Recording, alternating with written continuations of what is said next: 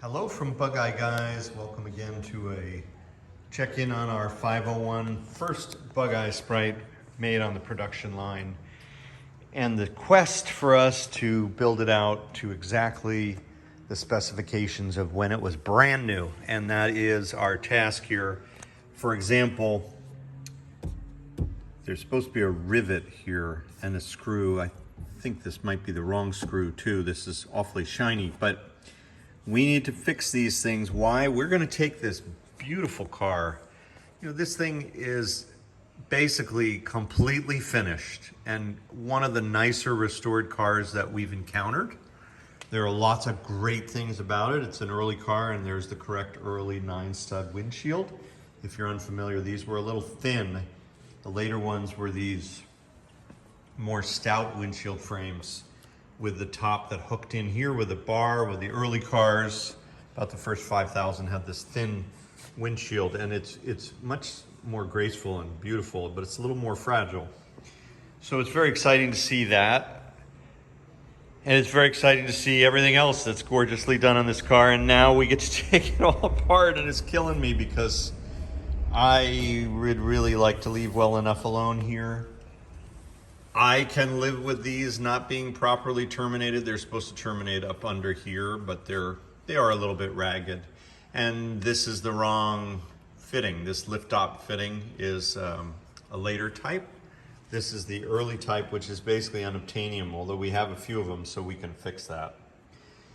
But I'm rambling about this because I am in this amazing quandary. Do I take this perfect thing apart and make it actually less drivable but more accurate, or do I leave it the way it is and drive it all around, which is what the fellow who built it had intended to do. Tony Bonetto in Australia had restored this car so that it was quote-unquote accurate, but he wasn't building it to the concours guidelines for the National Austin Healey Club. And we are going to do that because I believe that this thing is more of a trophy. I've got plenty of other Bug Eyes, but there's only one number one. And for example, it needs to have the Lucas taillights. These do not say Lucas, they're reproductions. So we'll fix that. And it needs, today we're just starting to go through this and make our attack list. This is a twin 2 light bulb. There's one on each side.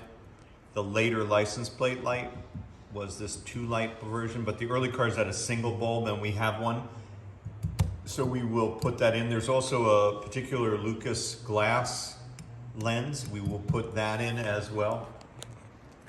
And that's some of what was revealed today. But here's an example of the challenge for me. I'll show you this in a minute, but look at these gorgeous seats. They really did a beautiful job.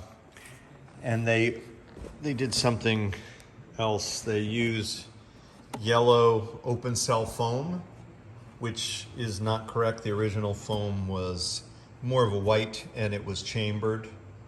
And then this is a reproduction seat pan. The original had a particular mesh bottom.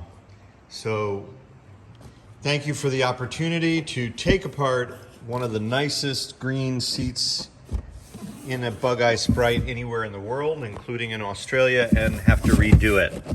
But such is our choice. That is the task. That is the game that we're playing and that we're embarking on here for the September 18th National Austin Healey Club Concours in Pennsylvania.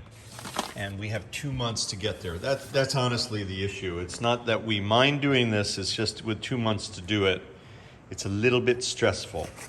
So this from 2016 has been sitting here for 6 years. And now we can put it to use. This is the original, correct? And this is a great example because I do not have one. I have some old ones of these, but I don't have a new one. And this is a gift. So some challenges arose today, but also this gift I did not know was in here. Tony put this in here, probably not realizing how much of a gift he was giving me, but he gave me a massive gift because this is a bunch of points. We have everything for the original toolkit, which I'll show you in another video. But this is the correct plastic with plastic straps tool bag. Remember in 1958 when you got your $1,795 Bug Eye Sprite, You didn't get a leather pouch. That was your Jaguar neighbor down the street in the big house, bigger house than yours. If you were more modest and you needed an inexpensive sports car, you got the Frog Eye with the plastic tool bag, and that's what we got here. We are lucky to have that.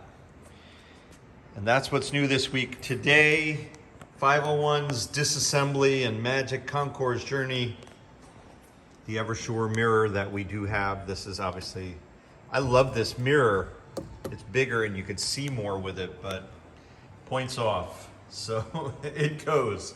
But anyway, the adventure of the concours Bug Eye #1 continues here at Bug Eye Guys.